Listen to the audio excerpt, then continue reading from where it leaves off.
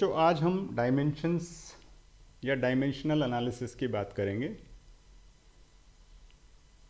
Dimensions हम कहें तो पूरी दुनिया की या वर्ल्ड की 7 डायमेंशंस होती हैं। 7 डायमेंशंस में हम कहते हैं डायमेंशन ऑफ लेंथ। इसको कैसे डिनोट करेंगे? L से। Dimension of mass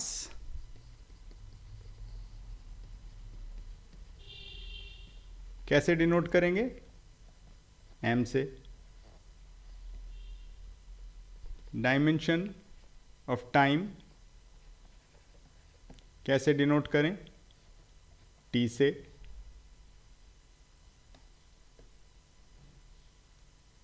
thermodynamic temperature को कैसे डिनोट करें? या सिंपली टेम्परेचर लिख देते हैं।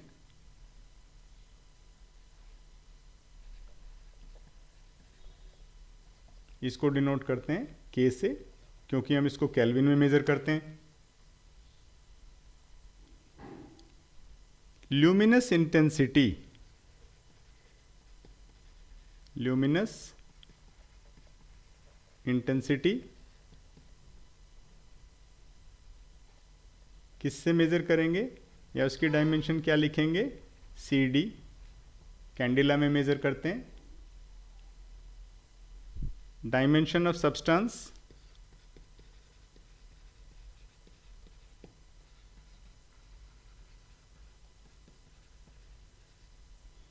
किस में मेजर करेंगे? मोल में, MOL।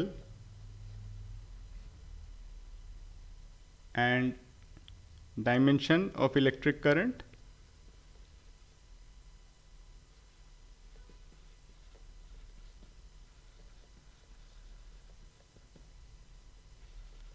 ये किस में मेजर करेंगे?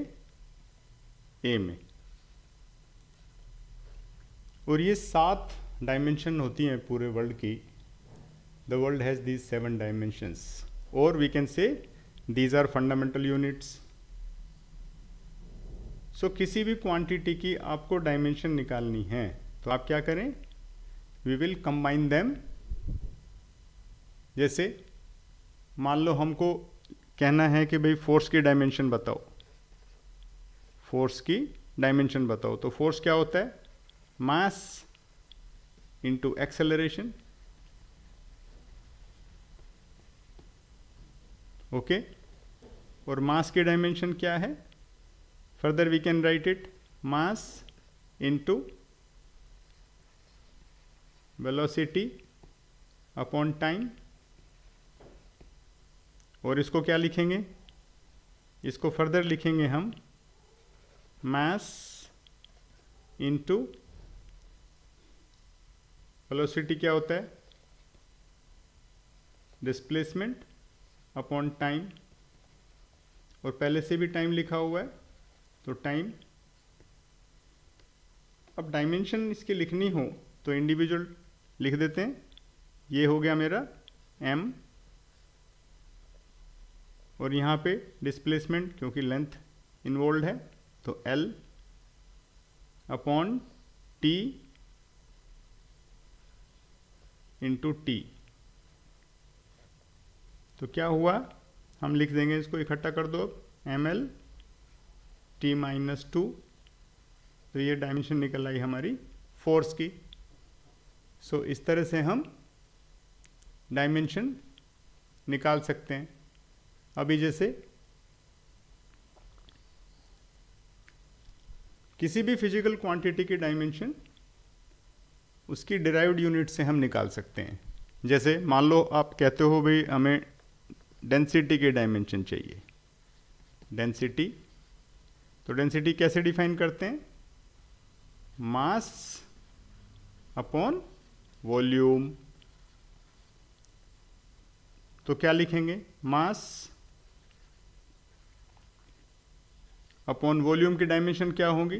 Length into breadth into height और क्योंकि तीनों के तीनों लेंथ में ही मेज़र होते हैं तो अब इनके डायमेंशन लिखेंगे तो यहाँ m लिखेंगे, नीचे l l l, तो क्या हो गया m अपॉन l की पावर 3, और फाइनली क्या लिखेंगे ml माइनस 3। आप चाहें तो इसमें टाइम की डायमेंशन डालनी है तो t की जगह क्या लिखेंगे, t की पावर 0, सो m l माइनस 3 t की पावर 0। तो ये फाइनल डेंसिटी को हम ऐसे लिखेंगे। सो डायमेंशन की आपको बेसिक यूनिट याद है या पता है तो आप इजीली कोई भी डायमेंशन निकाल सकते हैं। अभी जैसे मान लो हम एक और एग्जांपल ले लेते हैं। सपोज आपको मोमेंटम की डायमेंशन जाननी है, मोमेंटम की डायमेंशन जाननी है तो मोमेंटम क्या होता है, मास इनटू वेलोसिटी।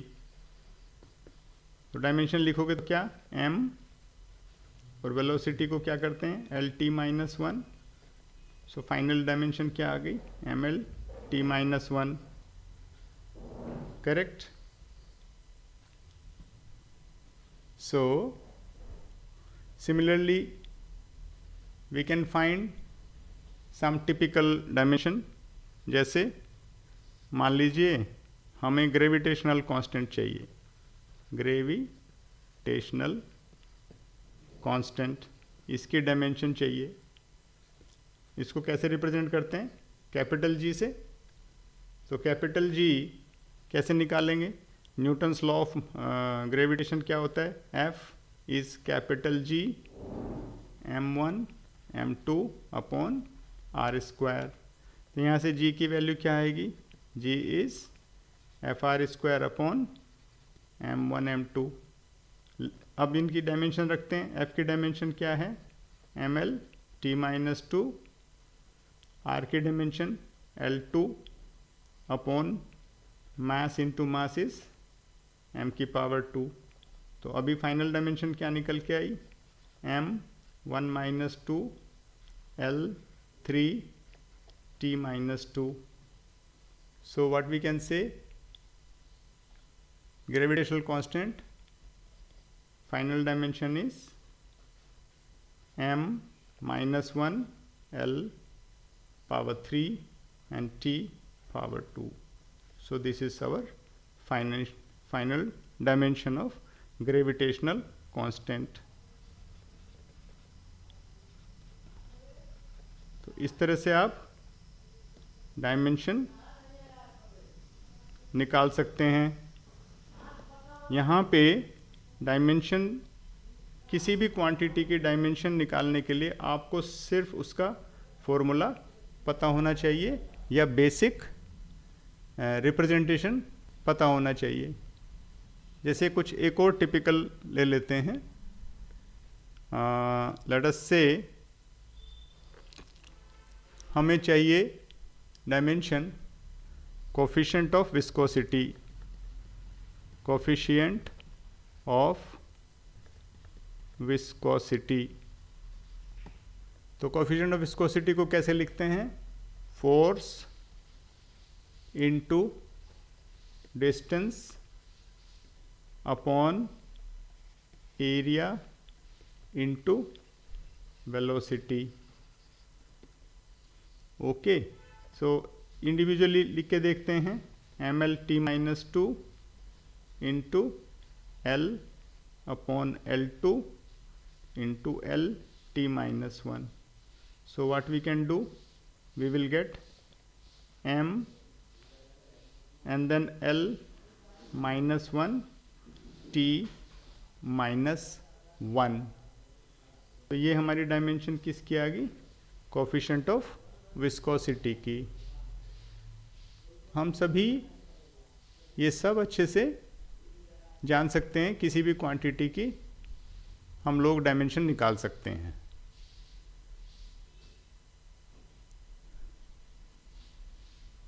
चलिए एक और क्वांटिटी लेकर के देखते हैं। सपोज आपसे कोई पूछे कि भाई यूनिवर्सल गैस कांस्टेंट की डायमेंशन बताइए। Universal gas constant, universal gas constant की जो डायमेंशन है वो कैसे निकालेंगे? PV is equal to NRT होता है gas equation, NRT। So R की वैल्यू क्या होगी? PV upon RT। ना PV, R की जो वैल्यू है PV अपॉन NT। तो अभी हम यहाँ क्या लिख सकते हैं? P की dimension M L-1 T2 L3 upon mole kelvin. Okay, so जो हमारी डायमेंशन बनी फाइनल डायमेंशन, तो हम क्या लिखेंगे? ML2 T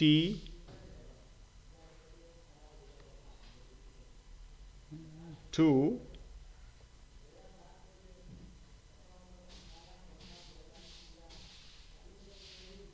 K-1, okay, and then mole -1.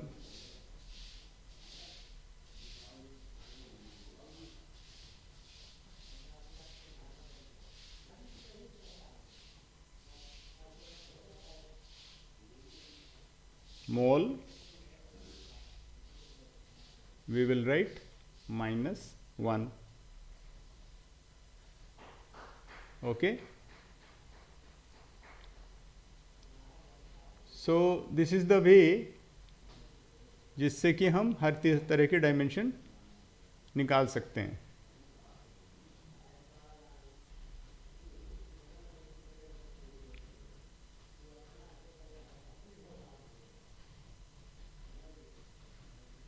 All right, so let us move. अब जैसे सपोज हम एक और क्वांटिटी ले सकते हैं। सपोज आपसे पूछा जाए कि सोलर कांस्टेंट की डायमेंशन बताओ, तो सोलर कांस्टेंट की डायमेंशन कैसे निकालेंगे? सोलर कांस्टेंट की डेफिनेशन होती है energy upon area into time. तो एनर्जी क्या होती है? एनर्जी की डायमेंशन लिखिए ML2 T-2 अपॉन एरिया हो जाएगा L2 and time is T। So M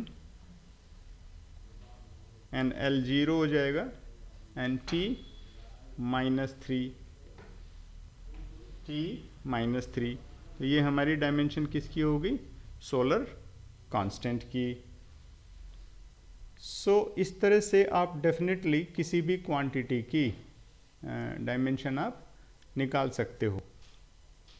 okay, अब जैसे सपोज एक इलेक्ट्रिकल या मैग्नेटिक कोई क्वांटिटी ले लेते हैं। लेट अस से वी वांट टू नो कि भाई मैग्नेटिक मोमेंट की क्या डायमेंशन है। मैग्नेटिक मोमेंट को डिफाइन कैसे करेंगे? करंट इनटू एरिया, ये होता है मैग्नेटिक मोमेंट। और करंट को क्या लिखेंगे? AL एंड एरिया को लिखेंगे L2। सो हम क्या लिख सकते हैं इसको?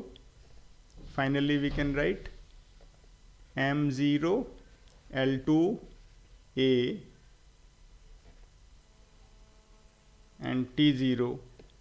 सो यहाँ पे इसको थोड़ा सा alter M0 L2 T0 A।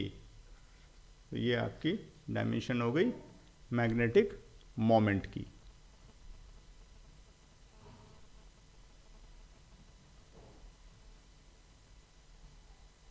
सो आप इसकी प्रैक्टिस करें।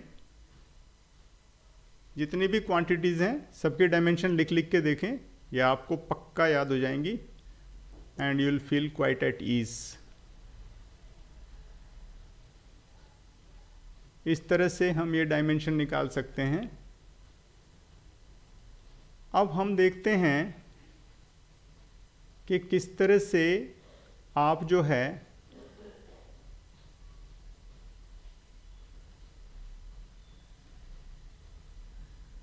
एक सिस्टम ऑफ यूनिट से दूसरे सिस्टम ऑफ यूनिट में कन्वर्जन कर सकते हैं। जैसे मान लो मेरा नेक्स्ट टॉपिक है conversion of one system of units to another. इसका माने क्या है, आपके पास एक तरह की यूनिट है, उसको दूसरे सिस्टम में कैसे कन्वर्ट करें। जैसे मान लो एसआई यूनिट है, सीजीएस में कैसे कन्वर्ट करें, या सीजीएस यूनिट है तो एसआई में कैसे कन्वर्ट करें। तो उसके लिए आप क्या करो, कोई भी फिजिकल क्वांटिटी आपके पास है तो आपके पास दो चीज़ें होंगी, एक तो उसकी न्यूमेरिकल क्वांटिटी और दूसरे साथ में हम क्या लिखते हैं, उसकी यूनिट। जैसे मान लो मैं लिखूं कि भाई किसी ऑब्जेक्ट का डिस्प्लेसमेंट 3 मीटर है, ओके, तो 3 क्या है, न्यूमेरिकल वैल्यू, और मीटर क्या है, वो उसकी यूनिट। मीटर इज ऐसा यूनिट ऑफ मेजरिंग लेंथ, ठीक है। तो जब भी आपको कोई क्वांटिटी, सपोज आपके पास कोई क्वांटिटी है Q, आपके पास फर्स्ट सिस्टम ऑफ यूनिट, पहला सिस्टम है फर्स्ट यूनिट सिस्टम। मान लो आप कहते हो कि उसकी न्यूमेरिकल वैल्यू है n1 और दूसरा यूनिट क्या है, u1, ऐसे रिप्रेजेंट कर देते हैं। और सेकंड सिस्टम जिसमें आप कुछ निकालना चाहते हैं, उसको हम मान लेते हैं n2 उसकी न्यूमेरिकल वैल्यू है और u2 क्या है, उसकी यूनिट है। सो टिपिकली मेरा n1 u1 क्या होना चाहिए, n2 u2। इससे हम कोई भी न्यूमेरिकल वैल्यू निकाल सकते हैं उस पर्टिकुलर अननोन,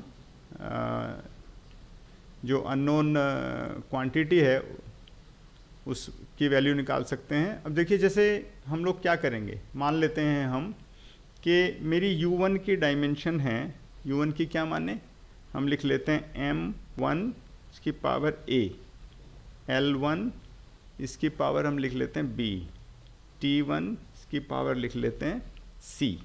सपोज हमारी ये यूनिट है और साथ में हम क्या करते हैं, u2 एक मान लेते हैं। u2 क्या है हमारी, m2 a l2 b and t2 c, correct. अब हम क्या करते हैं, अब हम इस फॉर्मूले में ये वैल्यू डाल के देखते हैं तो हमें क्या मिलेगा, हमें मिलेगा n1 m1a l1b t1c equal to n2 और फिर से लिखिए m2a l2b t2c। So suppose मुझको n2 वैल्यू चाहिए तो मैं क्या लिखूँगा, n1 और यहाँ पे लिख दूँगा m1 upon m2 power a l1 upon l2 power b t1 upon t2 power c, okay. तो इस तरह से हम कोई भी अननोन क्वांटिटी निकाल सकते हैं। इसको ना एक एग्जांपल लेके समझाते हैं आपको। मान लो एक मैं इलस्ट्रेशन ले रहा हूँ,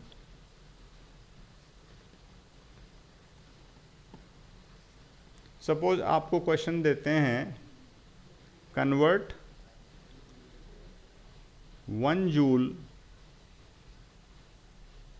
1 जूल इंटू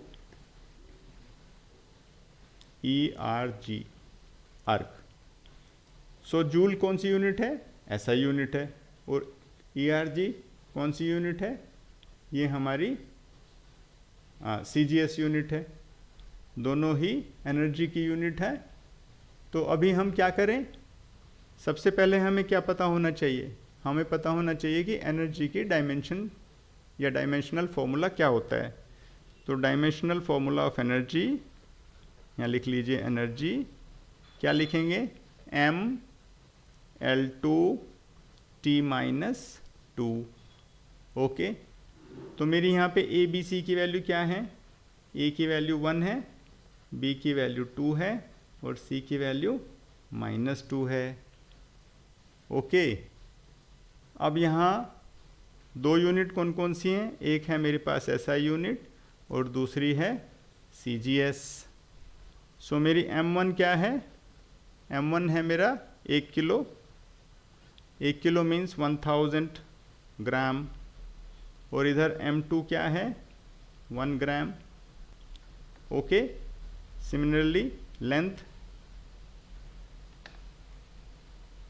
सिमिलरली हमारी लेंथ, तो लेंथ क्या हो गई?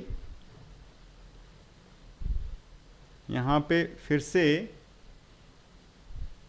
L1 इज 1 मीटर, जिसको हम क्या लिखेंगे? 100 सेंटीमीटर। ये कौन सी है? SI। और दूसरा CGS। सो वहाँ पे L2 क्या होगी? 1 सेंटीमीटर। सिमिलरली टाइम को लिखिए, टाइम T1 यहाँ पे 1 सेकेंड है और दूसरी तरफ भी 1 सेकेंड ही रहेगी। अब हम फॉर्मूले में डालते हैं, हमारा वैल्यू लिख लेते हैं। N1 मेरी क्या है? 1। ओके, और N2 क्या होगा?